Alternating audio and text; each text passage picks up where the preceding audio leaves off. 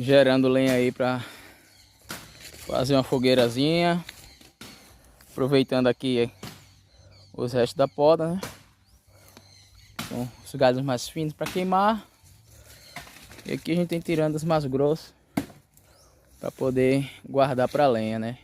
E alguns aqui a gente vai aproveitar como mourão para poder fazer alguns pontos de rede, né? De forma rústica. Colocar ali embaixo da mangueira pelo menos uns 2 pontos. Então aqui esse tronco mais grosso aqui está sendo desbastado.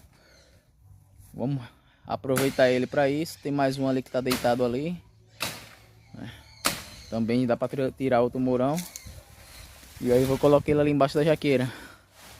Vai ficar top de linha aí para colocar uma rede. E num horário como esse aqui que já está sombreado, deitar e relaxar. O som da natureza.